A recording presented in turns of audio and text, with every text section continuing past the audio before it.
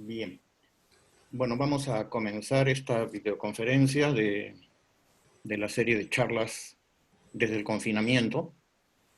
En esta ocasión vamos a hablar sobre algo que es relativamente nuevo y relativamente conocido, que es la terapia narrativa centrada en las soluciones.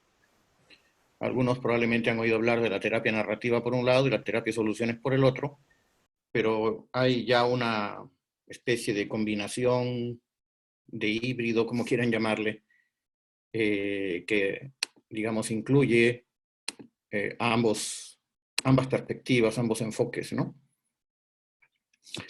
Este, bueno, esta charla va a tener, yo creo que, tres partes. Vamos a hablar un poco de qué es la terapia narrativa muy rápidamente, qué es la terapia de soluciones. Vamos a ver algunos constructos, algunas ideas sobre las que se sustenta la terapia narrativa centrada en las soluciones, y después voy a presentarles un protocolo de intervención desde esta perspectiva para trabajar con experiencias traumáticas, ¿sí? La semana pasada hablamos sobre crisis, en esta ocasión estamos hablando sobre traumas. Bueno, un poco por la situación, la coyuntura que estamos viviendo. Claro, sería bonito hablar de otras cosas más agradables, pero de repente no sería tan acorde a la situación. No sé cuánto tome esta experiencia, espero que no sea demasiado y que no se aburran. Voy a tratar de hacerlo sistemático, por eso ustedes disculpen si las diapositivas tienen más texto de que a algunos les gustaría, pero a mí me gusta siempre ser claro y en la medida de lo posible didáctico, ¿no? Y las preguntas las vamos a hacer al final, ¿ya? La vez pasada lo hicimos a través del chat, en esta ocasión, si les parece, lo vamos a hacer a micrófono abierto. Las personas que tengan algún interrogante, pues abren su micrófono cuando llegue el momento y hacemos las preguntas, ¿sí? Entonces, vamos a comenzar.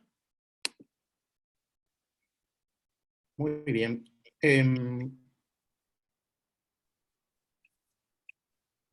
Mm, ya. Este, Empecemos por la terapia narrativa. Tal vez algunos de ustedes conocen a sus padres fundadores, tal vez para algunos sea nueva la experiencia. Les presento a Michael White y a David Epstein. Michael White era un trabajador social australiano que se dedicaba a la terapia, y David Epstein es un antropólogo, también terapeuta, canadiense neozelandés. No sé si nació en Canadá y se fue a Nueva Zelanda o al revés. Este, ambos se encontraron en algún congreso por ahí de terapia, se escucharon mutuamente sus ponencias y llegaron a la conclusión de que pensaban de una manera bastante similar, así que empezaron a cartearse y a frecuentarse y llegaron a producir un primer libro, que es el que figura ahí de fondo, Medios narrativos para fines terapéuticos. Bueno, Michael ya no está con nosotros, falleció sorpresivamente hace unos años. Él era una persona atlética y deportista, pero parece ser que a todos nos llega cuando nos llega, ¿no? Y bueno, por suerte David todavía está entre nosotros en el mundo de los vivos y sigue escribiendo y contribuyendo para beneplácito de sus seguidores, bueno, y de sus clientes también. En la terapia de soluciones tenemos a los dos también padres fundadores, Steve DeChazer e Insoo Kim Berg. Steve norteamericano e Insoo coreana, ¿no? Ambos eran esposos, ambos también eran trabajadores sociales, y ellos inicialmente partieron de una perspectiva del enfoque estratégico breve de resolución de problemas, el modelo del MRI de Palo Alto, pero después fueron derivando por, bueno, sus experiencias, por lecturas, me imagino, conversaciones hacia el modelo que hoy conocemos como terapia breve centrada en soluciones. Ellos también ya han pasado a mejor vida, pero bueno, el movimiento terapéutico, el enfoque terapéutico que fundaron, cada día crece más, y bueno, lo mejor de todo es que cada día crece más en nuestro país, ¿no? Nosotros venimos difundiendo estas ideas del enfoque de soluciones desde hace aproximadamente 15 años en IFAMI, y bueno, ya llevamos 22 grupos de formación, y próximamente vamos a convocar a un grupo número 23. Bueno, aquí tenemos a Linda Metcalf, ella también es terapeuta, me parece que ella es más bien psicóloga, fundadora de la terapia narrativa centrada en las soluciones. Ella desde muy joven en su vida profesional tuvo la ocasión de formarse tanto con los narrativos, Michael y David, como con los terapeutas de Milwaukee, ¿no? Del enfoque centrado en soluciones. Y bueno, ella al parecer llegó a una conclusión a la que yo también por mis propios medios llegué, que ambos enfoques se parecen más de lo que originalmente se podría pensar. Si bien es cierto, se hacen énfasis sobre cosas a veces que parecen muy disímiles y para algunos puristas de ambos enfoques como que irreconciliables, pues ella parece que encontró más semejanzas que diferencias. Y bueno, yo siempre me pregunté por qué el enfoque de soluciones y la terapia narrativa no tendrían más puentes el uno con el otro. No sé muy bien a qué se deba, ¿no? Eh, claro, Michael y David, junto con Steve e Insu, se han encontrado en diferentes congresos, reuniones, hay fotos que atestiguan eso, incluso se han tomado fotos abrazados y todo lo demás, pero también, bueno, tenían sus divergencias y cada uno pensaba que estaba más cerca, supongo yo, de la verdad que el otro, a pesar de que epistemológicamente este tema de la verdad como que no le rinden tanto culto, ¿no? Como desde otros enfoques más positivistas, digamos. Entonces, toparme con Linda y con su libro, estoy aquí, fue todo un acontecimiento para mí, ¿no? Claro, por un lado dije que qué pena que no escribí uno antes de que ella, pero lo haga, pero no importa. Entonces, sí es posible, ¿no? Crear una terapia narrativa centrada en soluciones, recogiendo sinérgicamente las propuestas de un enfoque y las propuestas del otro, y también creando nuevas ideas a partir de la interacción de ambas perspectivas. Muy bien. Entonces, algunas ideas de la narrativa, ¿no? ¿Qué es lo que plantea la terapia narrativa en términos generales? Que somos historias, que estamos constituidos por historias, ¿sí? Bueno, en todo caso les voy a dar mi interpretación de la narrativa, ¿no? De repente algún colega narrativo que me pueda escuchar puede discrepar de la forma como yo lo entiendo, pero al final cada uno hace su propia digestión sobre lo que lee, conversa y practica. Entonces, como que somos historias. Eso que llamamos mente, en realidad estaría organizado a partir de historias que le otorgan significado a nuestras experiencias. Somos historias en plural, es decir, somos multihistoriados. Estas historias son variadas, no tenemos una sola historia en nuestra vida. Se puede hablar de la historia de mi vida, pero en realidad no es una historia, son múltiples historias. Tal vez hay alguna que pueda predominar, pero no es la única que existe. Estas historias, o sea, lo que nosotros nos decimos que somos, lo que nosotros nos decimos que hemos vivido, cuando le contamos a alguien la historia de nuestra vida, en realidad todo eso viene de conversaciones que hemos sostenido. No es simplemente vivir, experimentar y construir una historia. No es algo individual, siempre es algo socialmente construido. Entonces, es importante tener en cuenta esto, porque así como se construyen socialmente las historias, también es como se deconstruyen socialmente.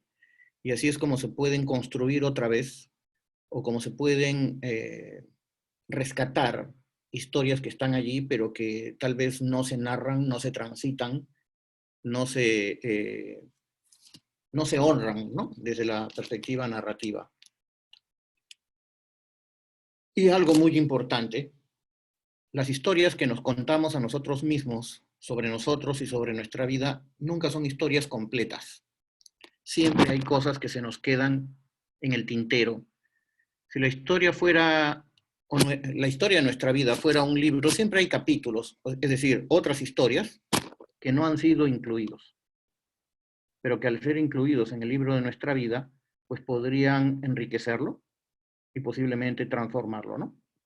Y si esos capítulos responden a experiencias, situaciones que son deseadas, que responden a nuestros valores, a nuestras expectativas, pues esa transformación sería en un sentido más bien positivo, ¿no? Más tendiente a lo saludable.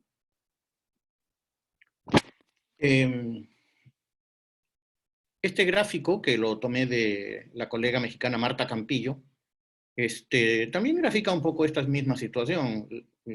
Ese círculo amarillo mostaza, ¿no? Está dividido en un sector de lo no narrado, o de lo no suficientemente narrado, o de lo no narrado desde hace mucho tiempo, ¿sí? Y lo que está por debajo de la línea verde sería lo narrado, o sea, las historias que nos viven y las historias a través de las cuales nosotros vivimos y le damos significado a las experiencias que tenemos en la vida cotidiana. Lo narrado viene a constituir una parte de nuestra identidad.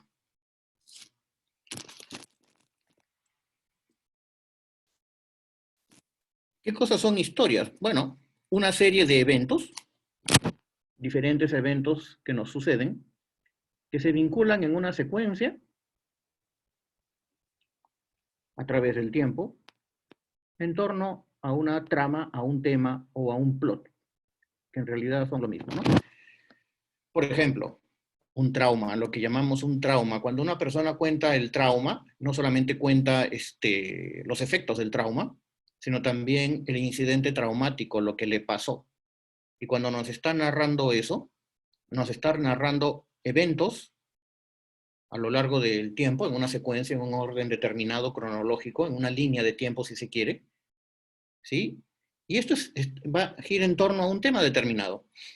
El asalto, la enfermedad, la violación, el abuso, la quiebra, la ocasión que estuve al borde de la muerte, cuando mi hijo se perdió, cuando yo me perdí en el supermercado, alguna cosa así, ¿no?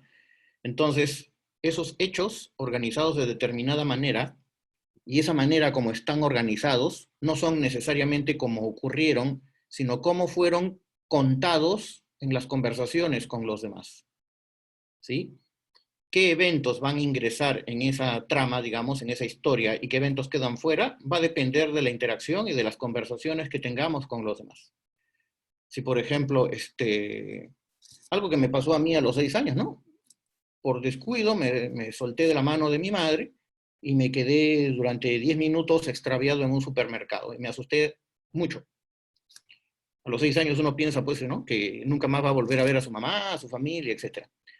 Entonces, depende de cómo se cuente eso, ¿no? Porque si cuentan que, caramba, yo por rebelde me solté de mi madre, lo estoy contando de una determinada manera. También podría ser que mi mamá, por 5 segundos, me soltó de la mano para coger alguna cosa que estaba en el supermercado y revisarla si valía la pena comprarlo o no, y cuando volteó, ya no estaba. También se podría incluir allí, de repente, la reacción que yo tuve, la reacción que tuvo ella, etcétera. Pero hay cosas que no se van a contar, como por ejemplo, que de repente yo me acerqué a un señor que identifiqué como empleado del supermercado y le dije, mire señor, me he perdido. ¿Mm? Puede que eso no se narre. Entonces, si no se cuenta eso, no se incluye en la historia, cuando yo me acuerde de ese incidente, pues el significado que le voy a dar va a ser uno. Pero si se incluye ese evento, esa parte de la historia, el significado podría ser otro, ¿no? Y el impacto que eso va a tener en mi vida, pues también va a variar. Entonces las historias no son completas, siempre pueden ser editadas y reeditadas. ¿Qué rol juegan estas historias? Bueno, cumplen un rol constitutivo en nuestras vidas, pues, porque le otorgan inteligibilidad, es decir, significado, sentido a las experiencias. Todo lo que vivimos tiene que pasar por el tamiz de las historias que ya tenemos o que construimos sobre la marcha con las historias que ya tenemos. No hay experiencias puras, porque si no, no significarían nada para nosotros. Sería como cualquier experiencia que puede tener un mamífero no consciente, ¿no? O sea, un animal que puede tener satisfacción, placer, miedo, rabia, etcétera, pero las cosas no significan mucho más allá del momento inmediato, porque no se le puede otorgar significado a eso, ¿no? En cambio, nosotros sí, podemos insertarlo en historias y esas historias van a darle un orden al mundo en el que vivimos y a nuestra subjetividad. Entonces, a medida que vivimos, estamos permanentemente construyendo significados y, bueno, interpretamos el mundo y nuestra vida. De allí la importancia de trabajar con estas historias y ver en qué medida podemos facilitar su reedición, su enriquecimiento sobre todo, especialmente con las personas que nos consultan y especialmente con las personas que vienen quejándose de alguna experiencia traumática o dolorosa, ¿no? Bien. Esto es un poco una leve pincelada de lo que es la terapia narrativa. Obviamente es una cosa mucho más rica y compleja, y los que quieran profundizar sobre eso, bueno, hay un libro, ¿no? El de Medios Narrativos para Fines Terapéuticos, que es el primer libro de este enfoque que se editó. Ahora hay una buena cantidad de libros en castellano, como una buena introducción, ¿no? Para la filosofía y algunas de las prácticas que se utilizan en este tipo de abordaje. Ahora veamos un poco los constructos que orientan a la terapia narrativa centrada en las soluciones. El constructo primero, el primer constructo, nos dice que invitemos a los clientes a ver, a entender los acontecimientos de su vida como capítulos. Lo que mencionaba hace un rato, ¿no? Si la vida fuera un libro, bueno, los diferentes momentos de nuestra vida son diferentes capítulos. Algunos de estos capítulos van a ser exitosos, recordarlos, pensar en ellos, hablar de ellos nos va a dar satisfacción, pero otros, por el contrario, van a ser desafortunados, no nos van a gustar y, bueno, probablemente no nos van a hacer sentir bien. Lo bueno de, insisto, verlo como capítulos es que se pueden agregar o se pueden editar de otra manera, ¿no? Los capítulos exitosos, especialmente en personas que nos consultan, que son personas que vienen con una queja o con un problema o con varias quejas y varios problemas por delante. Entonces, los capítulos exitosos en este tipo de personas que vienen con problemas a la consulta pueden ser vistos como lagunas en el relato del problema. O sea, la persona que se está quejando de algún problema tiene lagunas, tiene espacios vacíos en ese relato del problema. Hay cosas que no está narrando que son de un tipo diferente, ¿no? Que incluyen éxito, que incluyen competencia, que incluyen habilidades, conocimientos. No están incluidas en ese relato del problema. Por eso es que en narrativa al problema se le llama historia saturada del problema. Saturada. ¿Saturada de qué? De aspectos problemáticos, carenciales, negativos, desagradables, de fracaso, etc. Se ha saturado mucho sobre eso, pero no se ha incluido los capítulos o los fascículos exitosos. Entonces, invitar a centrarse en estos últimos capítulos para revelar competencias. El terapeuta narrativo centrado en soluciones tiene que ser capaz de identificar esos capítulos faltantes. No es que se los va a escribir por él, no es que tampoco le va a invitar a inventarse una historia, sino más bien le va a invitar a recordar. Y al recordar esos capítulos exitosos, a incluirlos, a centrarse en ellos. ¿Sí?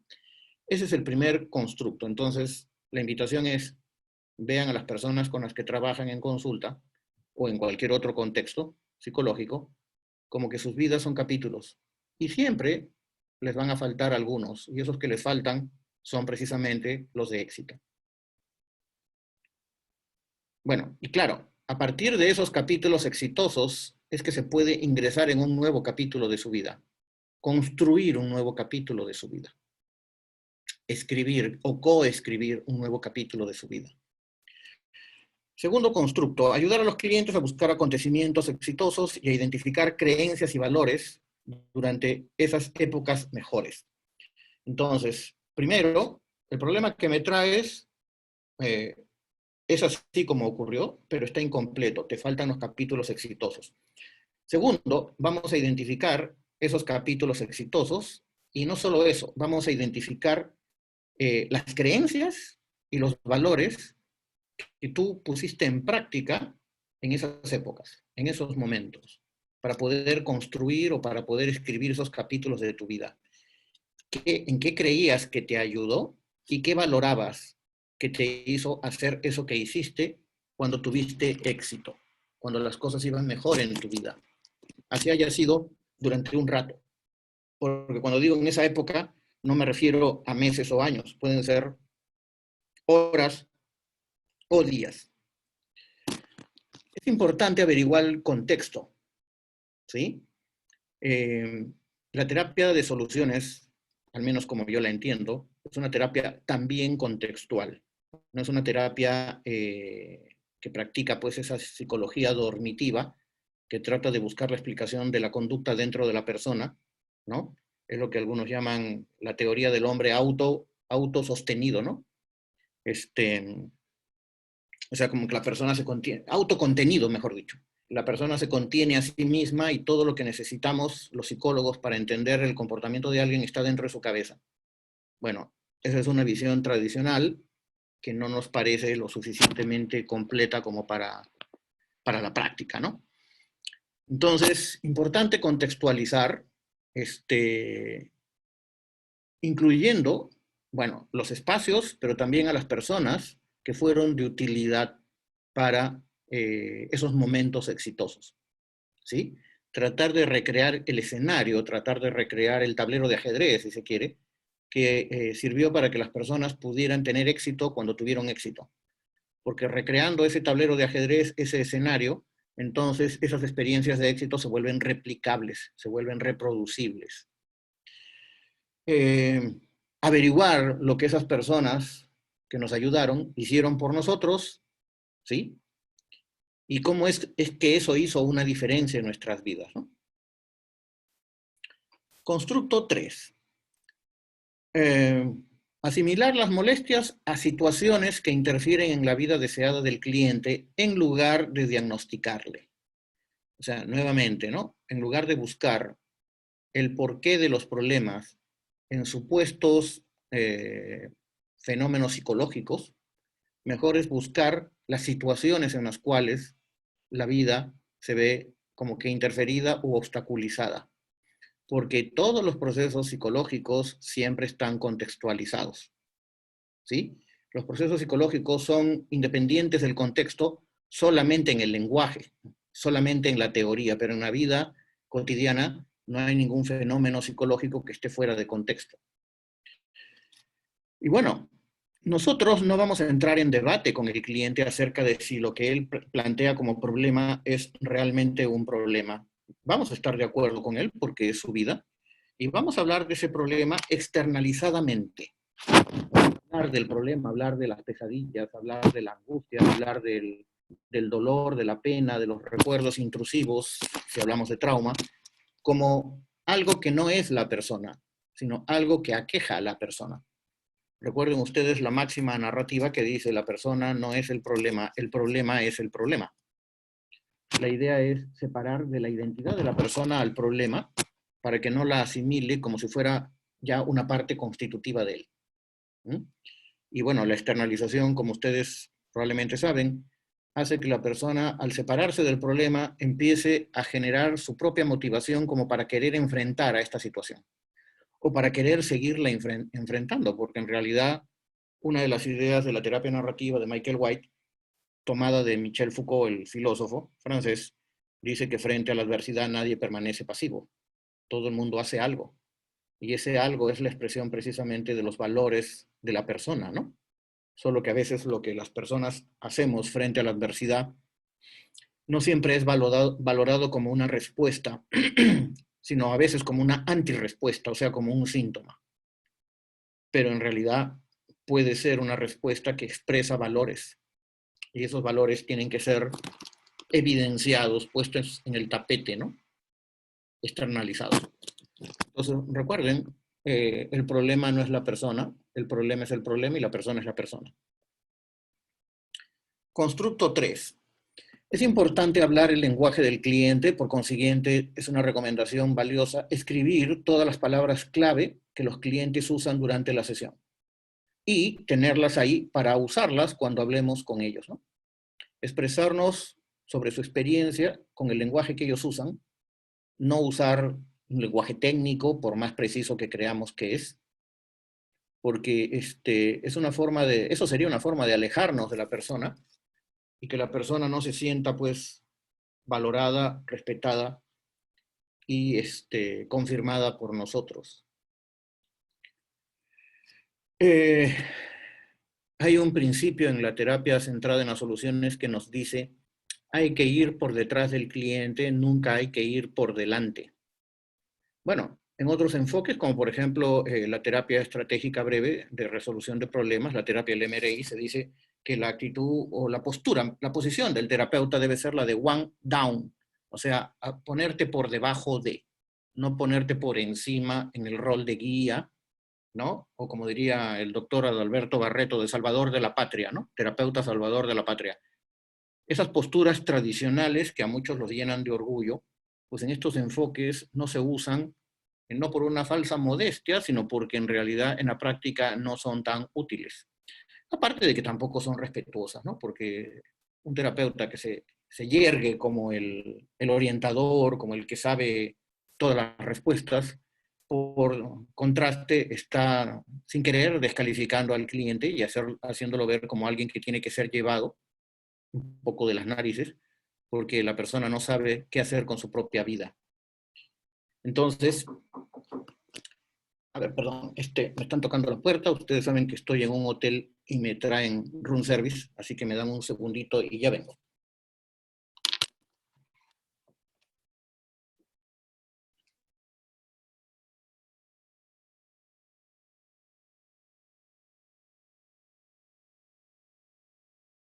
Entonces, la idea es que nosotros sigamos al cliente por donde quiera ir, ¿no? Si lo seguimos por los temas que para la persona sean importantes de tocar, y esto no lo debemos interpretar como que la persona está huyéndole a la situación, a los problemas que nosotros consideramos reales o principales.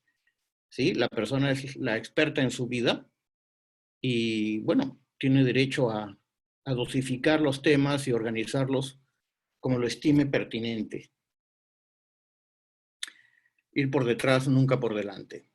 El sexto constructo nos dice que nosotros debemos sacar el máximo provecho el trabajo de la persona, la profesión que pueda tener, los hábitos, los hobbies, los pasatiempos que la persona pueda tener, ¿no? Porque las cosas que la persona hace bien o las cosas que a la persona le dan satisfacción, pues pueden servir como metáfora para usarlas, ¿no? En los contextos problemáticos, ¿sí? Las habilidades que una persona demuestra en un área de su vida, en alguna actividad de su vida, se pueden utilizar en otras áreas donde necesita resolver cosas o construir situaciones nuevas. Yo a eso le llamo la técnica de copiar y pegar, ¿no? O sea, copiar una habilidad de un área determinada, por ejemplo, para otra área que es más difícil o problemática. Una persona que de repente es experta en resolver problemas en un negocio que tiene, tal vez por sí sola no le resulte fácil copiar esa habilidad para las dificultades que tiene con su pareja. Pero si se ponen a pensar, alguien que es hábil negociando con clientes, con acreedores, con deudores, de repente puede utilizar esas habilidades de negociación en su propia casa. Pero algunas personas como que no toman, no hacen ese clic, ¿no? Ese link entre una situación y la otra, y a veces piensan que para negociar con su pareja o con sus hijos se necesitan habilidades que no posee, pero que en realidad sí posee. Entonces, mapear eso puede ser importante y tenerlo en reserva para que en algún momento la persona los vea, los revise y tal vez los utilice. El séptimo constructo, claro, esta es una imagen interesante, ¿no? No sé si ustedes identifican qué cosa es un delta, ¿no? En geografía. Un delta, hasta donde yo sé, es como un río que luego se va bifurcando o multifurcando, no sé, en pequeños ríos y que de repente, como formando islas también, ¿no? Entre uno y otro río, y así, bueno, sale a otro río mayor o supongo al mar también. Esos afluentes en el mapa del problema, porque la persona nos habla del problema, a veces nos puede dar un mapa bastante detallado de la geografía de su problema, ¿sí? Pero no se da cuenta de que ahí hay un delta, y ese delta es precisamente experiencias positivas, experiencias de éxito, que a veces son demasiado pequeñas como para que nos demos cuenta de ellas, ¿sí? Pero nosotros sí debemos, a través de preguntas, favorecer que la persona identifique esa situación, o esas situaciones de que como en medio de la geografía del problema, del mapa saturado por el problema, hay experiencias de éxito todavía no suficientemente valoradas, todavía no suficientemente identificadas. Por eso es importante escuchar con atención. Nuestro trabajo, nuestra chamba, es ayudar a identificarlos y a mirarlos más de cerca. En la terapia narrativa, sobre todo en la terapia narrativa sobre las experiencias traumáticas, se habla de la doble escucha. Bueno, en realidad esto también tiene que usarse en muchos otros enfoques, como en la terapia de soluciones, ¿no? O en el enfoque que estamos presentando hoy día. ¿Tenemos que tener una escucha frente al problema? Sí, pero también frente a los discursos de la solución o de las soluciones o del éxito de la persona, que por allí va a estar dentro de lo que la persona nos comenta. Si nosotros no esperamos que eso ocurra, porque si nosotros pensamos que el cambio va a venir por alguna técnica que nosotros vamos a usar, eso nos va a llevar a pasar por alto esos pequeños afluentes, esos pequeños ríos que corren por la geografía del problema, y simplemente no los vamos a ver ni los vamos a usar, y menos aún vamos a incentivar a que la persona los vea o los ponga en práctica, los use. Entonces, con una parte de la escucha al problema, pero con la otra parte de la escucha hacia los recursos y los potenciales. Constructo 8, estimular esperanza en los clientes, sugiriéndoles que no es que no sean competentes, sino que de alguna forma como que han olvidado eso, ¿no? Al menos en relación a ese problema. Competentes, asertivos, responsables. Como que uno se olvida de eso, en parte también porque el contexto conversacional, comunicacional en el que uno está cuando las cosas pasan, pues tampoco fomenta eso, ¿no? Si ustedes se ponen a pensar, imagínense una persona que ha sido, digamos, asaltada, otra persona que ha sido violada, ¿cuántas veces cuando las familias y las personas allegadas se enteran de ese incidente, cuántas veces se le pregunta sobre las iniciativas que estas personas tuvieron, ¿no? Las cosas que pusieron en práctica para reducir o tratar de controlar e incluso, ¿no?, tratar de evitar que este acontecimiento tan terrible pase. Normalmente no preguntamos sobre eso. De hecho, las personas que yo he trabajado, con las que he trabajado sobre estos incidentes, nunca reportan que les hayan preguntado, ¿y qué hiciste para protegerte? Y cuéntame más sobre eso que hiciste, ¿no? ¿Y cómo se te ocurrió? ¿Sí? Básicamente lo que las personas hacen es proteger, a veces regañar, ¿sí? A veces ignorar y en algunos casos terribles culpar a la persona que ha sufrido un incidente de este tipo. Entonces, las iniciativas de competencia, de asertividad, de responsabilidad, como que quedan ahí y nadie las ve. Y tengan en cuenta lo que siempre le digo a los estudiantes, ¿no? Aquello de lo que no se habla no existe, aunque exista. Aunque lo hayas hecho, si nadie habla de eso, empezando por ti, pues simplemente no existe, no se simboliza, no aparece en una historia, por consiguiente no existe. Recuerden lo que decíamos, ¿no? Aquello que no está siendo inserto en una historia, pues no tiene significado, es una experiencia que simplemente se pierde por ahí. Constructo 9. Es importante evitar revivir acontecimientos traumáticos porque existe el riesgo de retraumatizar a los clientes. De allí que los enfoques que enfatizan mucho en el recuerdo traumático y en la catarsis, pues no digo que hagan daño necesariamente, pero se la están jugando. O mejor dicho, están haciendo que el cliente se la juegue, ¿no? Claro, estos enfoques hablan mucho de la idea de limpiar la herida, como si realmente se tratara de una herida. Creo que se toman demasiado en serio esta metáfora de la herida y se olvidan que es una metáfora, ¿sí? Entonces, claro, si tú tienes una herida real en el cuerpo y está sucia o infectada, pues hay que limpiarla, ¿no? No hay de otro. Pero en el caso de lo psicológico, la herida, ¿dónde está? Claro, ahí hay que ver cómo conceptualizamos un trauma, ¿no? Hay enfoques que hablan mucho de que nuestro sistema nervioso está impactado por información traumática. Y nos dicen que las experiencias traumáticas se archivan mal en el cerebro.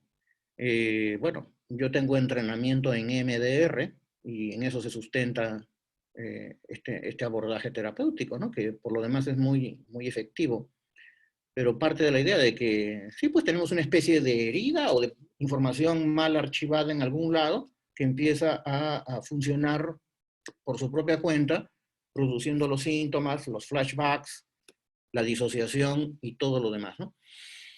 Y claro, insisto, para estos enfoques es importantísimo que la persona recuerde lo que pasó para hacer esa limpia. Bueno, acá no. No es necesario, ni siquiera recomendable, que el terapeuta incentive este tipo de recordación, este tipo de reavivación de la experiencia, ¿ya? Ahora, ustedes podrían pensar, pero si no se limpia la herida se va a quedar ahí, vamos a simplemente hacer un trabajo superficial y el foco infeccioso queda ahí. Bueno, si seguimos usando la metáfora de la infección, pues sí, nos vamos a quedar inquietos. Pero si lo vemos desde otra perspectiva, como una historia que puede ser reeditada y a la cual se le pueden sumar otros capítulos de éxito, pues entonces la experiencia cambia y ya no nos vamos a sentir tan culpables por no haber abierto la herida para hacerle la limpieza. Además, si tú le abres una herida a alguien, por más anestesia que le pongas, pues probablemente va a gritar, ¿no?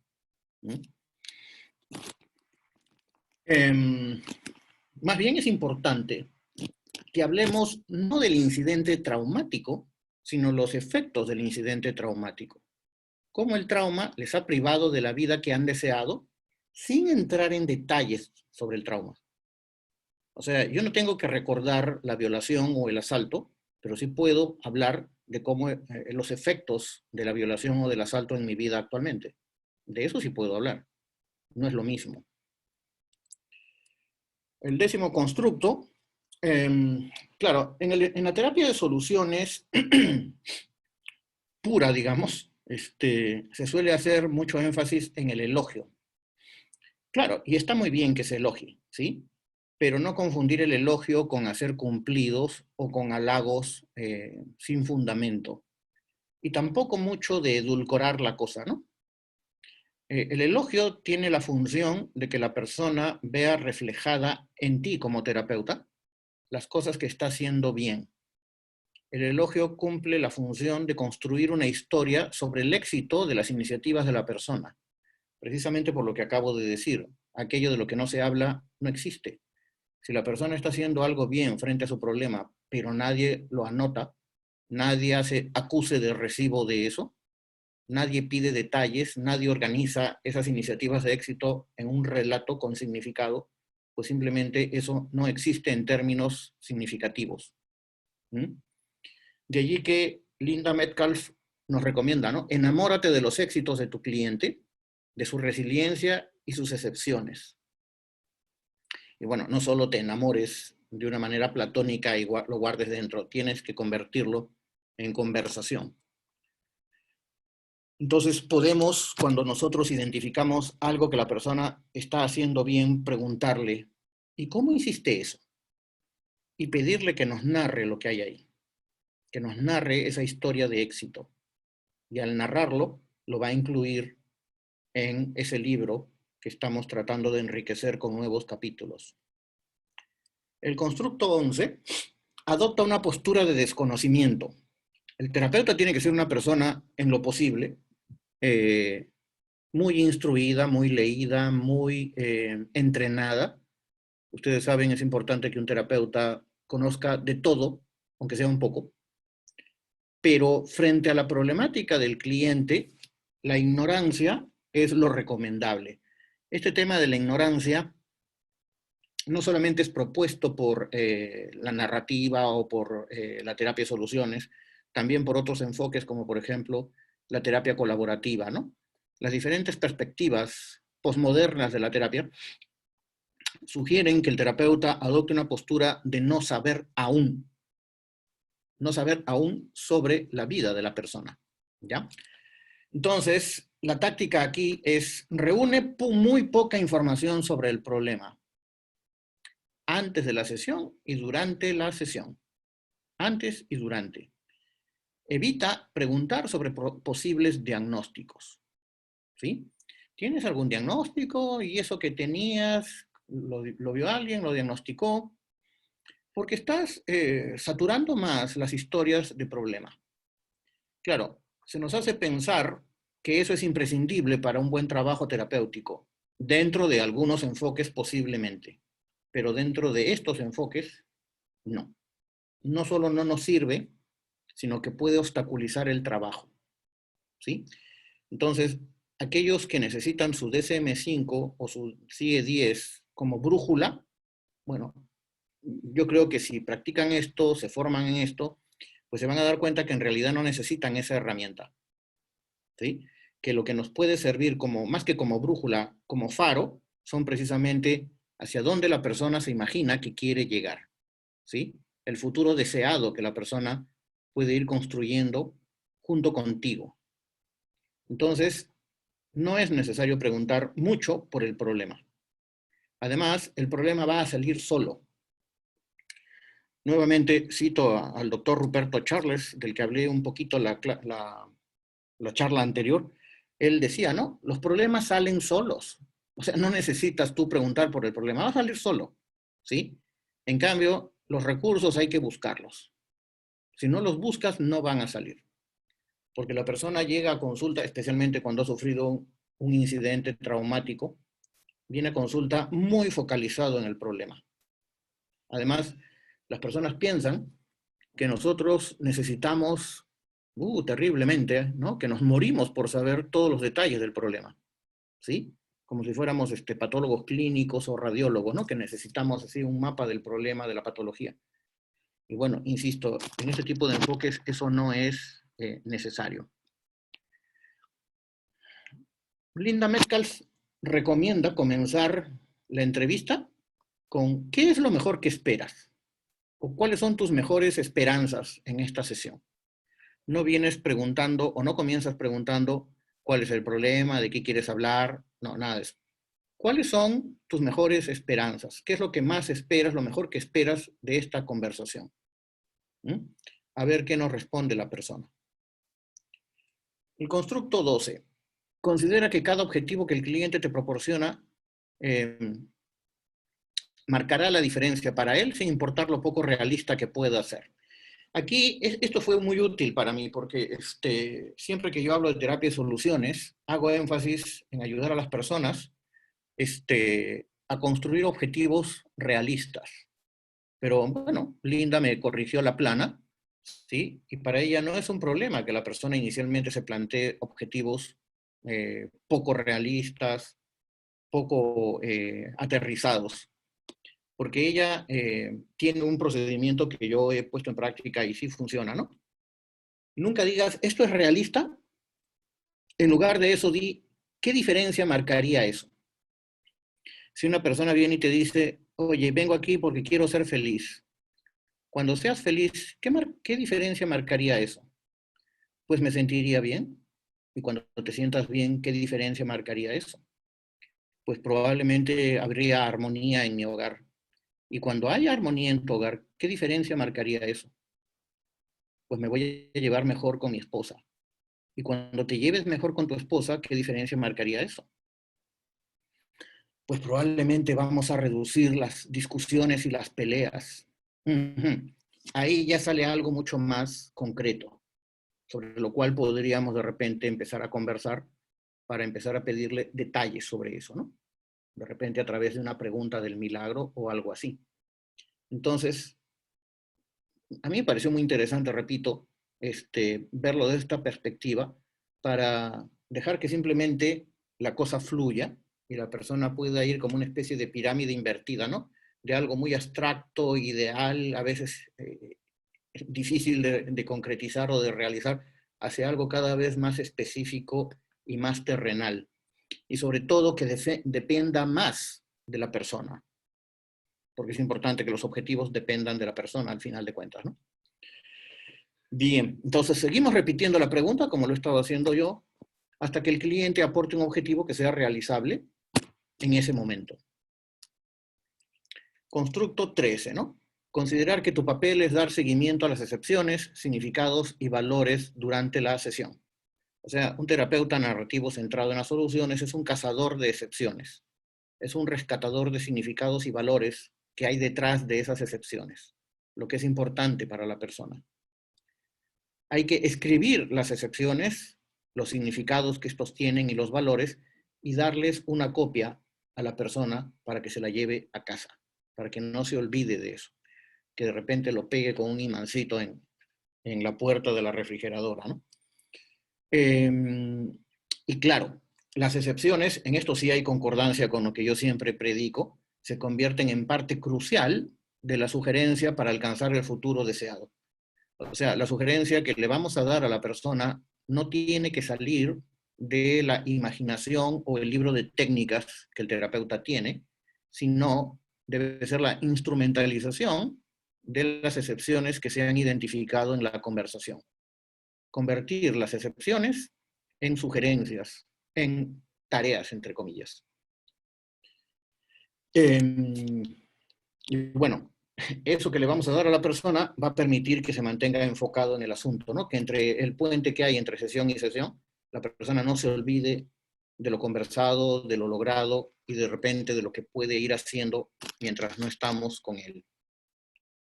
Constructo 14, escribe una nota usando el mismo lenguaje del cliente y envíasela por correo electrónico.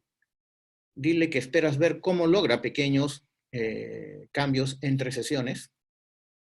Añade también las excepciones y felicítale por su búsqueda.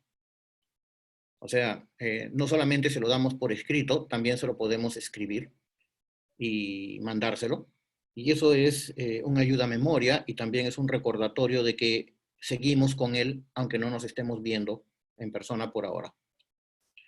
Constructo 15.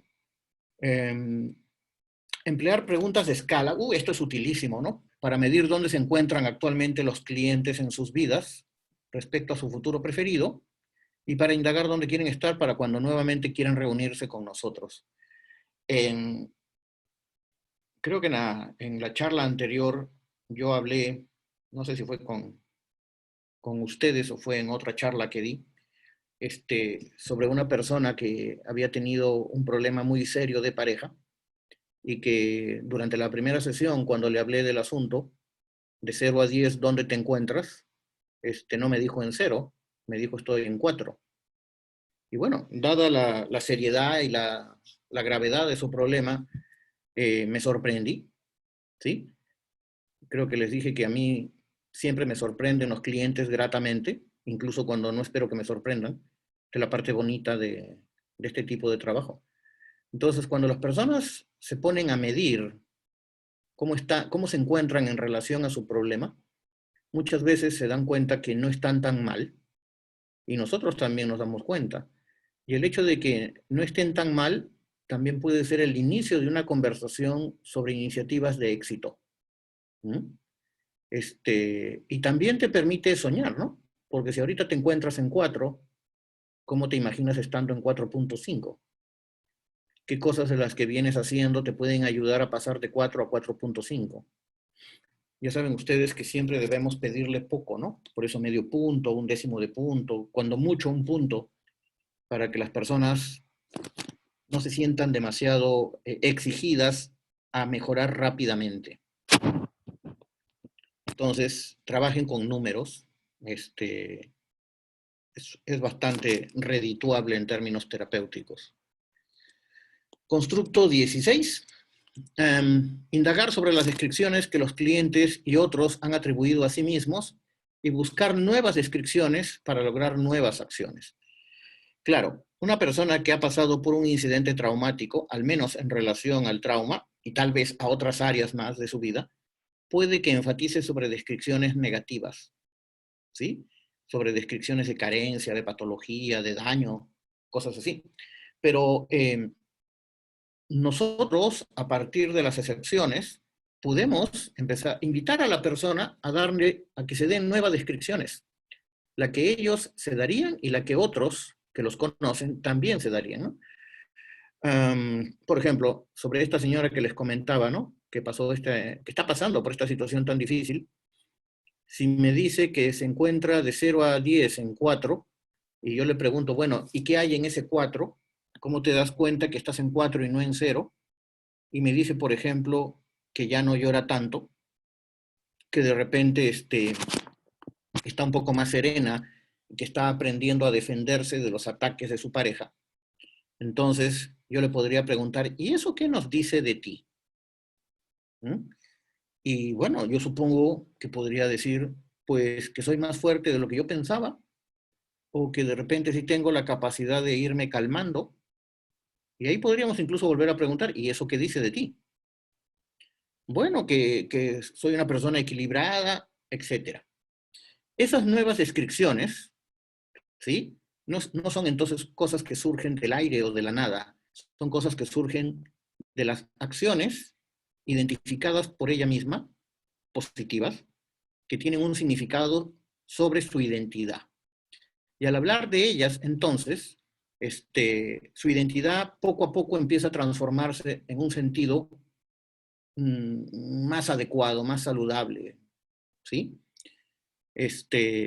Entonces es así como podemos ir poco a poco incentivando a la persona a nuevas descripciones que la ayuden a su vez a tomar nuevas iniciativas, que a su vez repercutan sobre nuevas descripciones de su identidad. Ese es un proceso propiamente terapéutico, sin tener que nosotros caer en pasarle la franelita, como se dice en criollo, sin tener que decirle palabras bonitas o mentiras piadosas, ¿no? Sino que simplemente salgan de un reconocimiento de la propia persona, eso sí, facilitado por nosotros. Constructo 17. Cuando los clientes hablen de lo que no quieren del futuro, algo que es muy frecuente, ¿no? Preguntarle, en lugar de eso, ¿qué preferirías? O sea, la persona te puede decir, ya no quiero sufrir. Bueno, en lugar de sufrir, ¿cómo quieres estar? Ya no quiero tener pesadillas. En lugar de las pesadillas, ¿cómo quieres que sea tu sueño? Ya no quiero estar tan encerrada. Bueno, en lugar de estar encerrada, ¿qué es lo que quieres hacer? O sea, que traduzcan al positivo lo que nos dicen en negativo. ¿Mm? Porque ustedes saben, uno puede saber lo que no quiere, pero no siempre tiene claro lo que sí quiere. Como en alguna vez me explicaron, ¿no? Descripciones en negativo, ya no quiero esto, quiero que cese lo de aquí, quiero que se vaya lo de allá. Es como tener una lista del supermercado de cosas que no quieres comprar. Pero si tú mandas a alguien con una lista de lo que no quieres comprar, y el supermercado probablemente tiene 5.000 artículos, ¿cuál de esos 5.000 artículos restantes, si quieres que te compre? ¿Mm? Entonces, quedarnos en descripciones en negativo no ayuda mucho. Tenemos que ayudar a la persona a reconvertirlo al positivo. Constructo 18. Si los clientes quieren hablar del pasado, escucha con respeto y luego pregunta, ¿de qué manera resulta esto útil para ti? Ojo, la pregunta no es ¿de qué manera resulta esto útil en relación al hecho de hablar del pasado? No, sino los hechos negativos. O sea, no le estamos diciendo, bueno, ya me hablaste del pasado, ¿y en qué medida hablar del pasado resulta útil? No, no se refiere a eso porque eso sonaría recriminación, sino el hecho de que te haya pasado eso, ¿cómo resulta útil para ti? ¿En qué medida resulta útil? Y eso, y como obviamente nos va a decir, no me resulta útil porque me genera pesadillas, o me genera fobias, o me genera aislamiento frente a los demás, entonces ahí podemos agregarle la otra pregunta, ¿y cómo quisieras que eso cambie? ¿Mm? ¿Qué quisieras que ocurra en lugar de eso? ¿Ya? Entonces, no se trata solamente de escuchar lo negativo, mirar el reloj con desesperación y decir, wow, ¿en qué momento deja de hablar de lo negativo para hablar de lo positivo?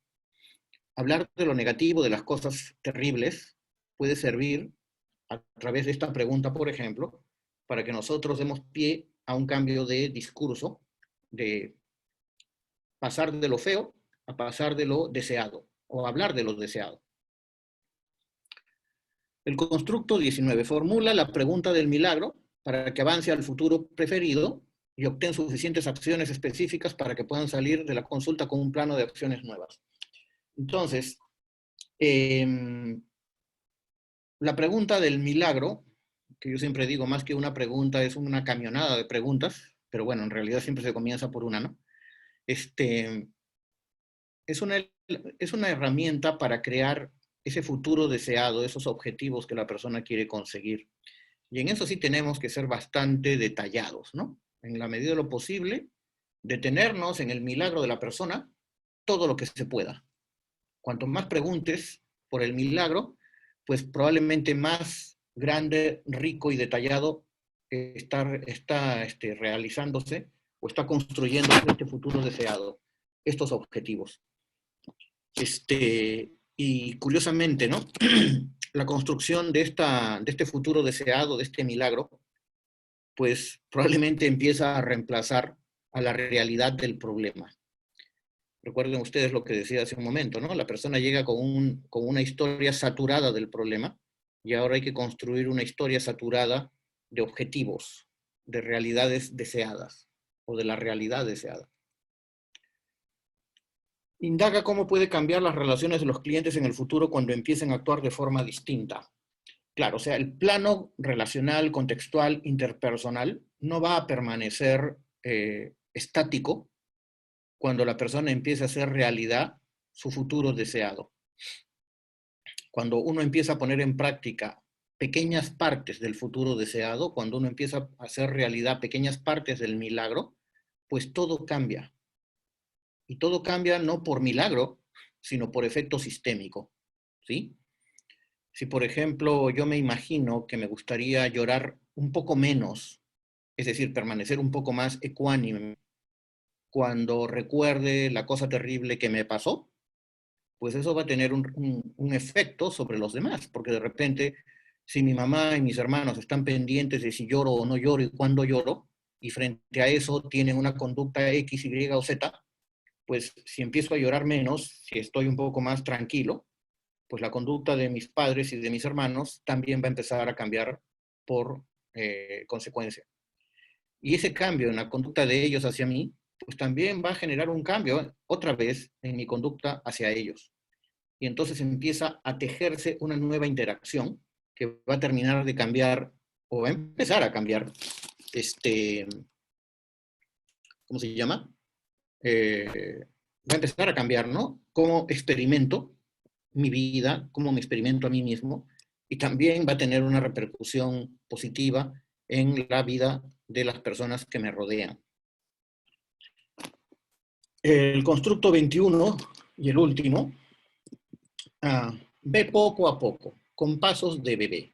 ¿Sí? Terapeuta narrativo centrado en las soluciones que se respeta, va lento. No va en cuarta o quinta velocidad, sino va en primera, ¿no? Fomenta solo pequeños cambios para que los clientes experimenten el éxito. Ahora yo estaba conversando en una segunda sesión, no con una persona que ha sufrido un trauma, aunque bueno, en esta pandemia creo que todos en alguna medida estamos un poco traumatizados tal vez. Esta persona me comentaba sobre desmotivación en el trabajo y desmotivación en una actividad paralela que tiene. Y lo que hicimos la vez pasada, hace una semana, fue simplemente usar la escala. Esta persona se identificaba en su trabajo en 1, o sea, 0 es terriblemente mal, ¿no? Y 10, lo que quería conseguir.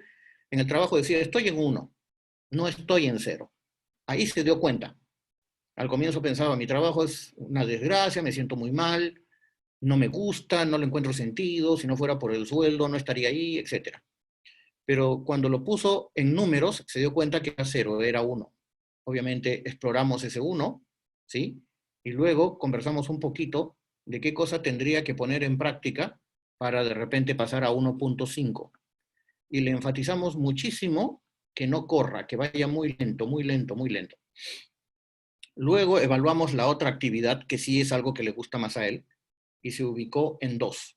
Y nuevamente conversamos qué hay dentro de ese 2 y qué cosas de las que viene haciendo que le permiten estar en el 2 podrían llevarlo a un 2.5. Y luego de allí salieron 2 sugerencias. Hoy día conversamos y me dice que está en 3 con respecto a la segunda actividad y en 2 con la primera. O sea, en ambas ha avanzado un punto. Un punto. Y nuevamente conversamos y yo le dije, ¿y qué es lo que crees que te ha ayudado? Bueno, entre diferentes cosas que me mencionó, destacó el hecho de que podía ir lento. El hecho de ir lento, saber que no tengo que hacer demasiado, que no tengo que correr, pues me ha ayudado mucho.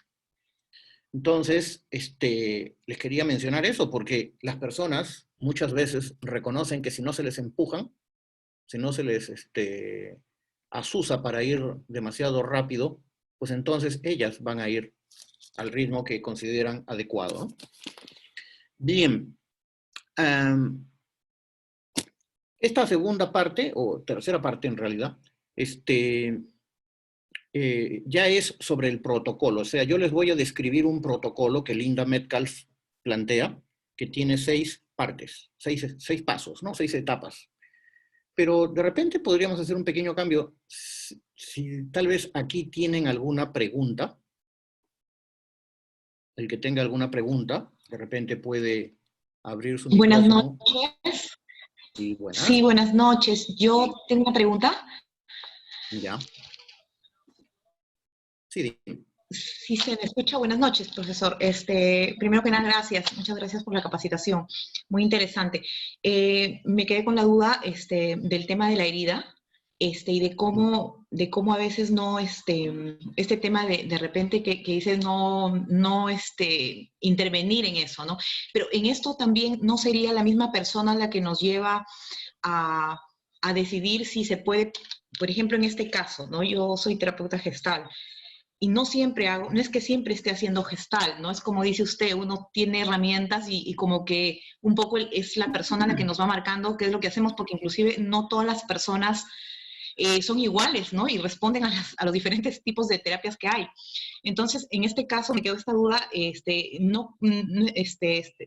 digamos que es la persona la que también nos tendría que marcar de repente en qué momento es que podemos hacer, por ejemplo, o sea, tocar esta herida o que la persona se o sea, la misma persona, y lo digo por una experiencia, ¿no? Y yo recuerdo que una hermana me consultó a mí por una persona, por su hermana, que había sufrido una violación, ¿no? Entonces, ella me habló de dos momentos de la violación de dos personas diferentes, ¿no? Pero cuando la hermana ya vino a la consulta, obviamente yo no hablo de ella, de lo que la hermana me había comentado, ni nada, ¿no? Como dice usted, o sea, yo no sé nada. Entonces, pero la hermana solo me habló de uno de los hechos, del, digamos, menos fuerte.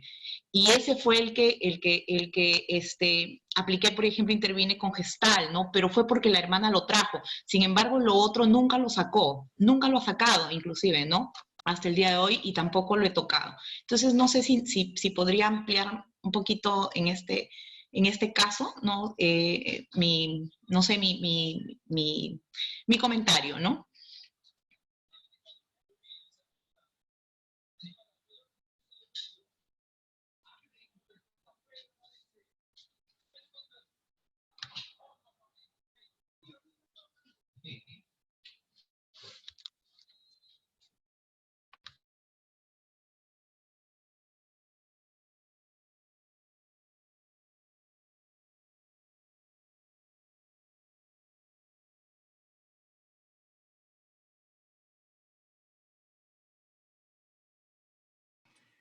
Sí, a ver, la pregunta que me hicieron, no sé si todavía está por ahí, la persona que me hizo la pregunta.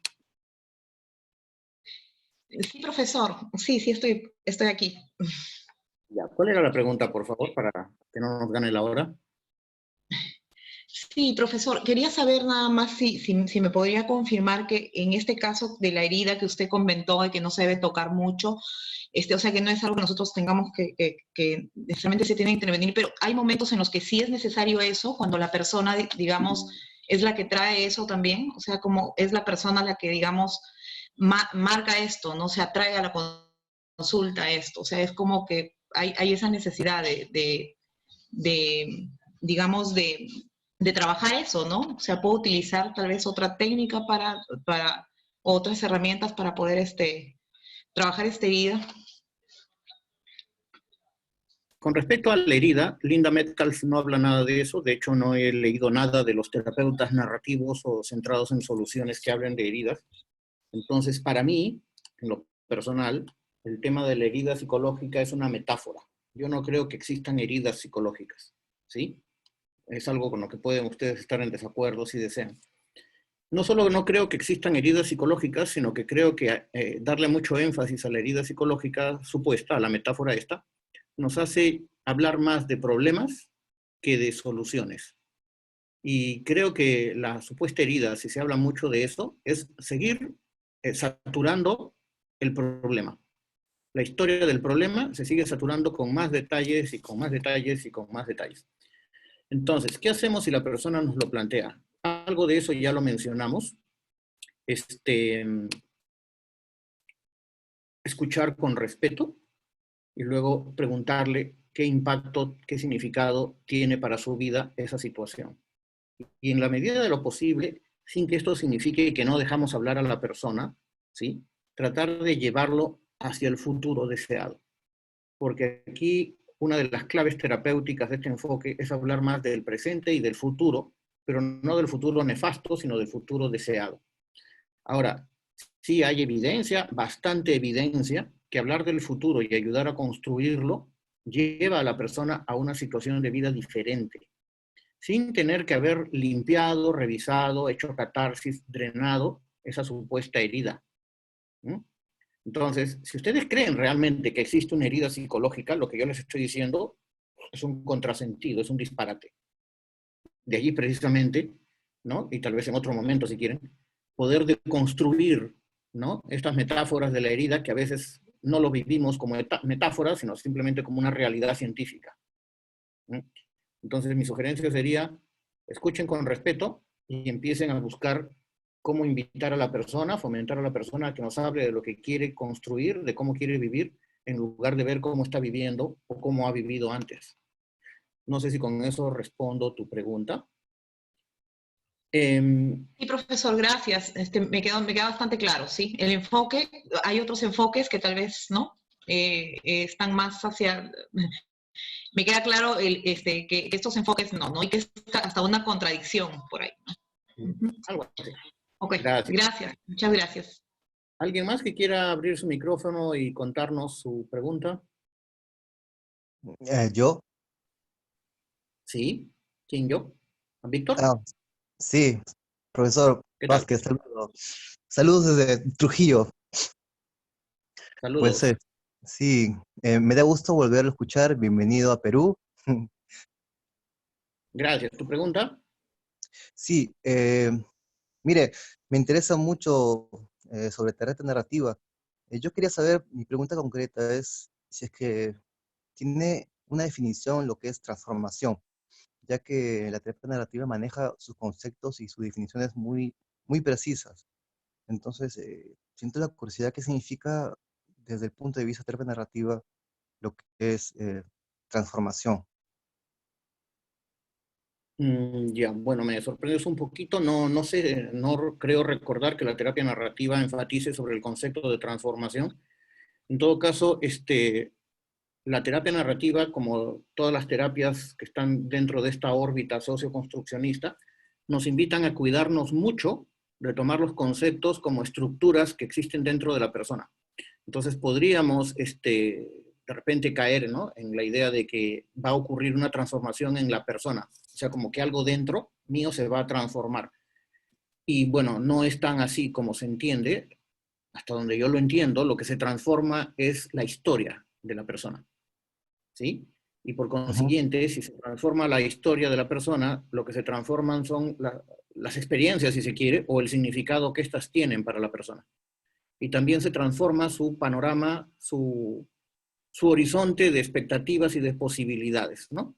Lo que una persona que experimenta un trauma, una historia de trauma, percibe como futuro está muy restringido. En cambio, una persona que empieza a tomar contacto con las historias de competencia, de posibilidad, de soluciones, de habilidades, entonces empieza a ver su futuro como más enriquecido, con más posibilidades de acción y de experiencia. Es lo que te podría decir, ¿sí? Una pregunta más, por favor, algo que no esté claro de lo que hemos explicado.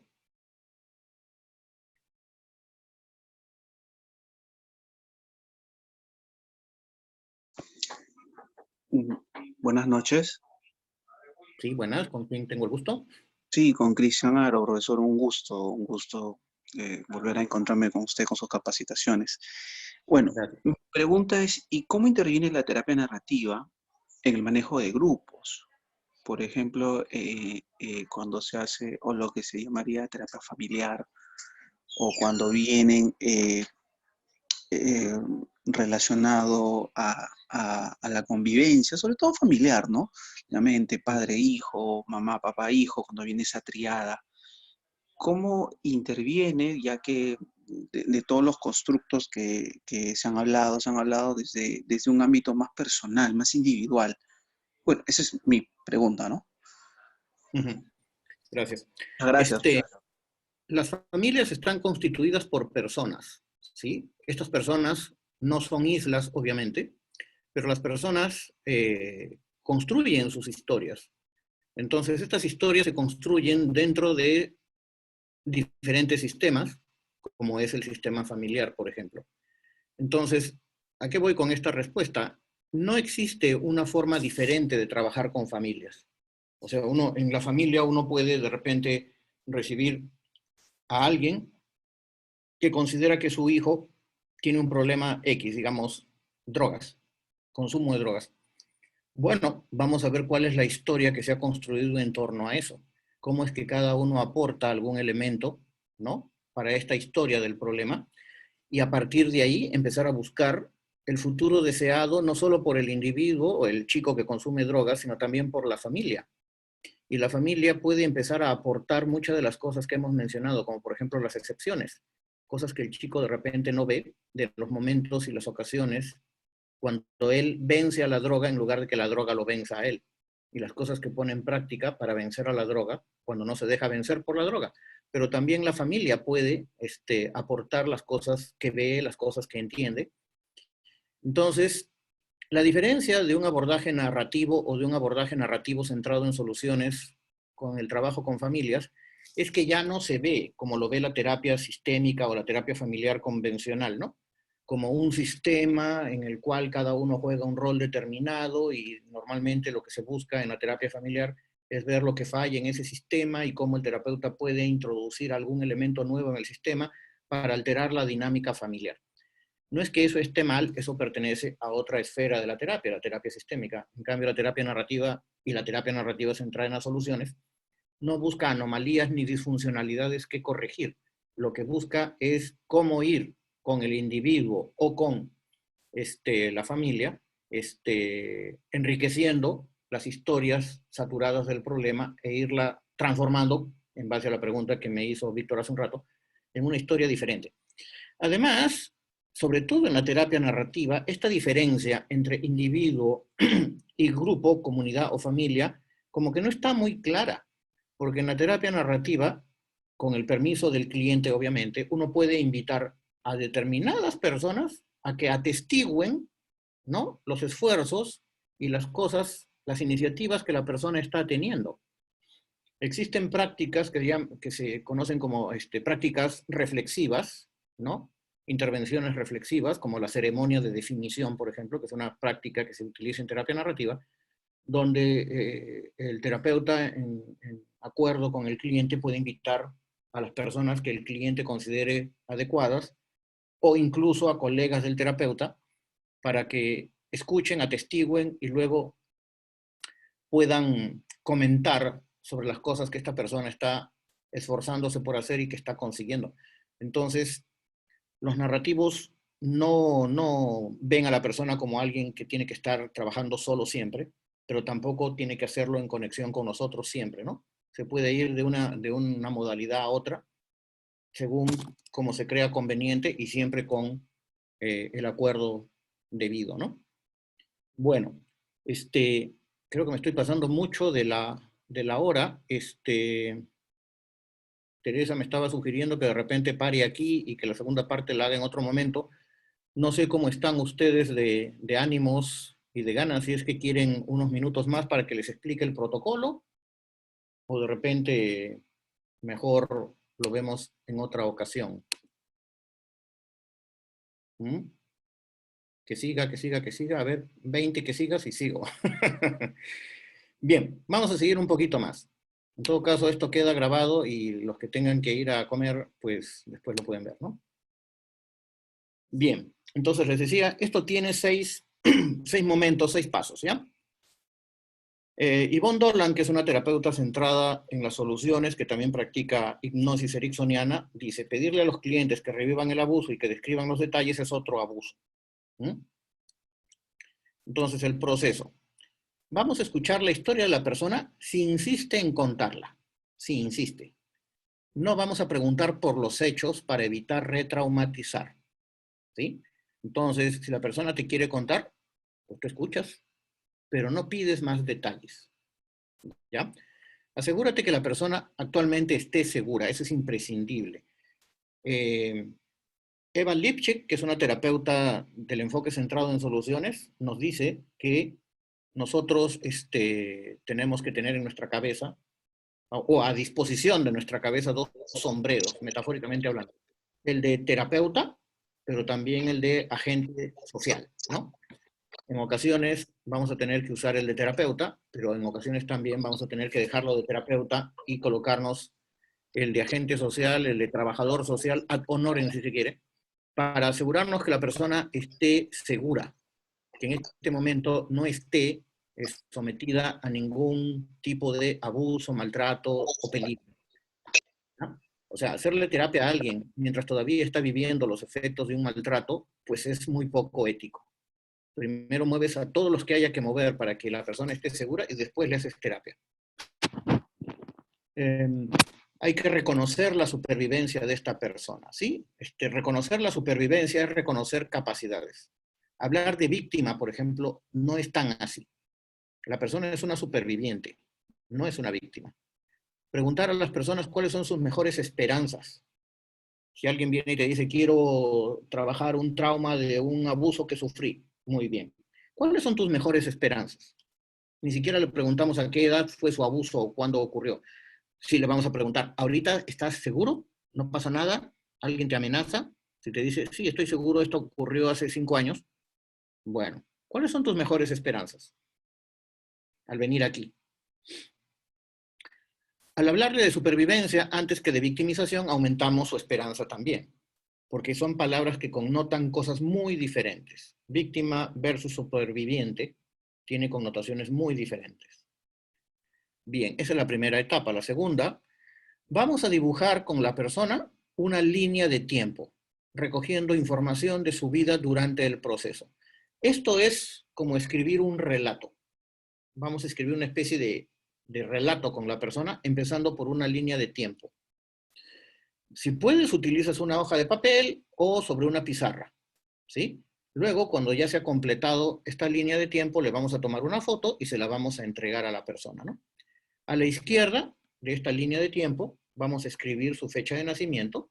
A la derecha, vamos a escribir la fecha, la edad habitual en la que suelen fallecer los miembros de su familia, ¿sí? Una especie de promedio. De repente tiene, pues, una abuela que vivió hasta los 95, otra a los 80, por ahí, ¿no? 70, etcétera. Sácale el promedio y, bueno, si nos guiamos por eso, probablemente tu esperanza de vida sea 82 años. No sabemos, no tenemos bola de cristal, pero siguiendo la tendencia, posiblemente sea así. Sí. Bien. Vamos a poner una marca en la línea de tiempo que represente el momento en el que ocurrió. O sea, nací aquí, ¿sí? Posiblemente voy a morir aquí a los 80 y tantos, y este incidente ocurrió aquí, del que estamos hablando. Si son varios incidentes, pues vamos a ir uno por uno, ¿ya? Una línea para cada uno, no todos de golpe. Vamos a preguntarle a la persona cómo quiere llamar a ese incidente, que le ponga un nombre. Al ponerle un nombre ya se empieza a externalizar. Vamos a escribir el nombre que la persona le da sobre esa marca que se ha puesto. Luego, tercera etapa, vamos a preguntarle cómo el incidente le ha impedido o le está impidiendo que viva su propia vida. Entonces, estamos preguntando no por detalles de lo que pasó, sino por efectos de lo que ese incidente tiene ahora. Eso no es retraumatizar. Retraumatizar es volver a recordar, ¿sí? En cambio, ver los incidentes es algo diferente, que no tiene ese efecto negativo. Vamos a escribir cómo la ha atrapado, por llamarlo de algún modo, escribir sus respuestas bajo la marca del incidente. Ahí donde en la línea de tiempo se puso la marca de lo que le pasó, con el nombre que le ha puesto, debajo vamos a colocar todos los efectos actuales de ese incidente. Vamos a recoger tantos efectos como sea posible. Vamos a pedir a la persona, una vez que ya terminamos de recoger los efectos, que nos indique la magnitud del problema en una escala de 0 a 10, donde 10 es el máximo tamaño, ¿no? En este caso 10 sería lo negativo, el mayor efecto que actualmente tiene eso. Y 0 es cuando ya no surta ningún efecto, o sea, 10 es malo en este caso y 0 es bueno, ¿no? A veces en las escalas lo que es positivo y lo negativo puede invertirse. En este caso 10 es malo, es como decir, el efecto de ese trauma está así de inflamado, está en un 10, o ya no se inflama nada, ya no duele, está en 0. Vamos a restar la edad actual de la persona del número de la derecha de la línea de tiempo. Si la persona te dice que cree que va a vivir hasta los 82 y actualmente tiene 20, pues le restas y te quedan 62 años, que aparentemente de esperanza de vida, ¿no? Entonces, le vamos a sugerir que él o ella tiene 62 años para superar esta situación y construir otro relato de su vida. ¿Mm? Además, allí hay varias cosas implícitas, ¿no? Aunque no se habla de eso de esa manera, sí se le está dando a entender que lo que pasó es simplemente un punto, de repente un punto doloroso, pero solo un punto, en todo el tiempo de vida que tiene. Y que sí tiene tiempo. Obviamente no vamos a esperar a que la persona supere el problema en 62 años, porque eso no sería pues nada atractivo, pero sí y que le falta mucho por vivir, y que eso que le falta por vivir no tiene por qué estar impregnado por los efectos de la experiencia traumática. Entonces es una forma implícita de seguir dando esperanza a la persona, ¿no? Bien, en cuarto lugar, avanzando en la línea de tiempo, le pedimos a la persona que describa su futuro preferido, la forma en que quiere que las cosas sean a medida que deje atrás el incidente para entrar en un nuevo capítulo o relato de su vida. Entonces empezamos a hablar con la persona de lo que quiere conseguir, de cómo quiere que sea su vida de ahora en adelante. Y recuerden ustedes, así nos plantee cosas poco realistas a través de la pregunta de ¿y eso qué significado va a tener en tu vida? Repitiéndola, pues podemos hacer que poco a poco lo aterrice. Vamos a pedirle que describa qué le verán hacer los demás, que indicará que está escribiendo un nuevo capítulo. Cuando todo esto quede atrás y tú entres en un nuevo capítulo de tu vida, ¿qué te va a ver hacer tu mamá? Que le va a indicar que, wow, ya superaste todo esto. ¿Qué te va a ver hacer tu papá, tu hermano, tu pareja, tu jefe? ¿Mm? Mirarse uno mismo a través de los ojos hipotéticos de los demás ayuda a consolidar eso nuevo que queremos construir. Escribe las descripciones que el cliente haga de su futuro preferido bajo la línea de tiempo en el lado derecho, después de la marca del evento traumático. En esta parte del ejercicio recoge tantas descripciones de las nuevas acciones como sea posible. Aquí el terapeuta tiene que volverse un poquito puntilloso, ¿no? ¿Y qué más? ¿Y qué más? ¿Y qué más? ¿Y qué más? ¿Y qué más? ¿Y qué más? Una vez que ya, bueno, nos damos por satisfechos en la descripción del futuro preferido, pedirle que le dé un nombre al nuevo capítulo y escribirlo bajo la zona de las descripciones. ¿Sí? Bien, aquí traté de graficar esto. Como ven, al lado izquierdo está el año de nacimiento, al lado derecho está la edad en la que supuestamente va a vivir. Ahí está marcado el año donde ocurrió el incidente, ponerle un nombre, describir los efectos del incidente y el puntaje. Después, describir el futuro deseado, el nuevo nombre que se le quiere poner a su vida, ¿no? No es tan complicado. Luego, vamos a volver a leerle a la persona las descripciones y los efectos del incidente lentamente y con claridad. Yo aquí sugiero, porque yo lo he hecho y funciona muy bien, que los que manejen hipnosis, este puede ser un buen momento para poner en trance a la persona y leerle, ¿no? Esta historia del nuevo capítulo, esta especie de plan del nuevo capítulo, ¿sí? Y es más probable que esto como que cale un poco más. No es que lo vamos a sugestionar y lo vamos a manipular, pero el estado de trance, el estado hipnótico, como que hace que la persona esté mucho más atenta. Y si estás más atento, es más fácil de recordar. Te distraes menos, te autosaboteas menos, ¿no? ¿Mm? Entonces luego sugiere, a medida que pensabas en los efectos del incidente que acabo de leer y empieces a dejar atrás el relato que se escribió para ti, estas serán las cosas que dijiste que querías lograr en tu nuevo capítulo. Luego lee las descripciones del futuro preferido poco a poco. Haz una copia de la línea de tiempo, le tomas la foto y se la das a la persona. ¿Mm? Entonces la persona se va con esa herramienta que va a ser un ayuda a memoria también muy útil. Bien, bueno, el tiempo nos está ganando. Bueno, voy a acabar con este esquema, ya que creo que podría servir de utilidad. La terapia narrativa considera que nuestra vida es este espacio en blanco, metafóricamente hablando, ¿no? Y las estrellas son diferentes eventos. Como les dije, una historia es una serie de eventos a través del tiempo, ¿no? Eventos que se han seleccionado a través del tiempo en torno a una trama, ¿no? Esto se puede graficar así. De todas las cosas que me han pasado, yo construyo una historia seleccionando en la interacción con los demás estos eventos. Ahí está una historia. Esa línea que une las estrellas amarillas es aquello de lo que se habla acerca de esa parte de mi vida. Esa línea amarilla viene a constituir una parte de mi identidad.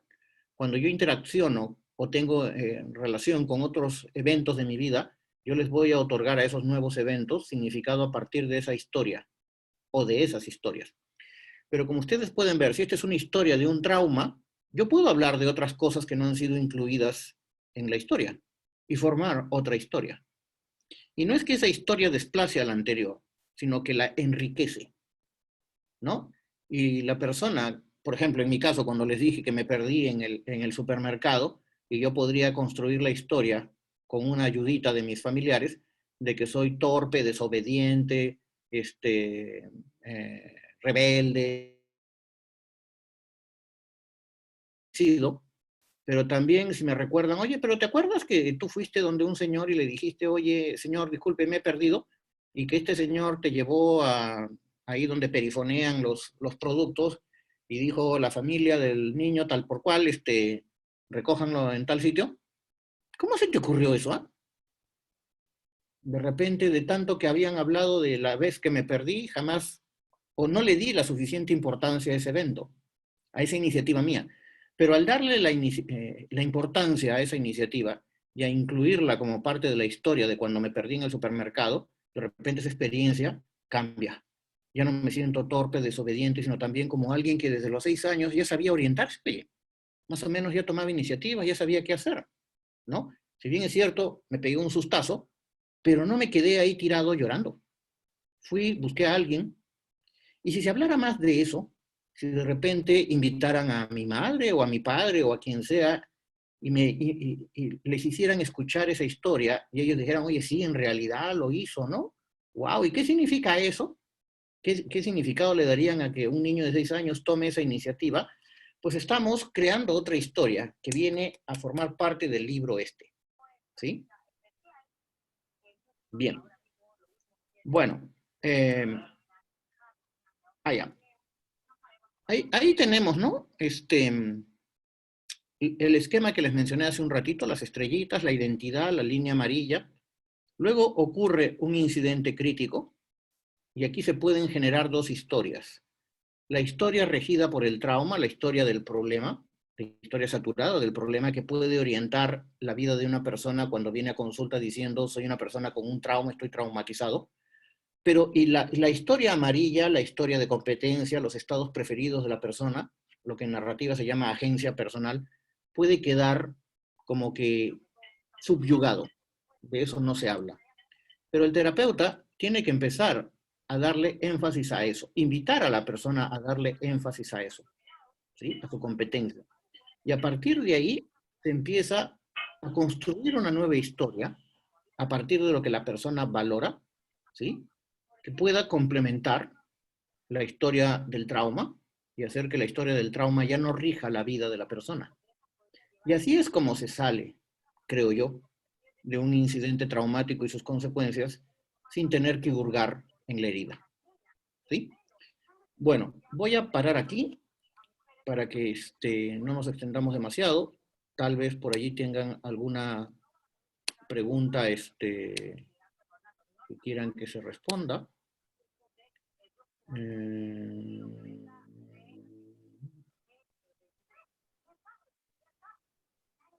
Ya. Profesor, Sí, estoy. ¿qué es lo que yo usualmente hago? Y, ¿sí me escucha?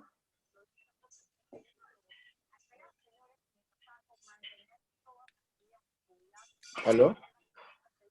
Sí, aló. Ya, es algo que yo siempre hago cuando me dicen, sí, soy así, soy tímida, soy tímido, soy quedado, soy monse, soy lo que sea. Entonces, me ponen un nombre de una historia o algo de lo que ellos me cuentan.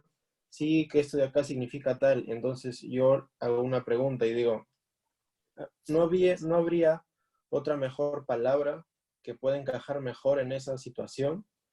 Y lo que yo quiero preguntarle a ustedes es si eso no será muy brusco, no será invasivo, si es bueno, porque tengo la idea de que si cambia el nombre puede cambiar el significado, ¿no? Entonces, no sé si me lo recomienda usted, que yo siga haciendo eso. Ya. Bueno, yo diría que el cambio de nombre así, de una manera muy acelerada, podría no ser adecuado porque no tendría fundamento.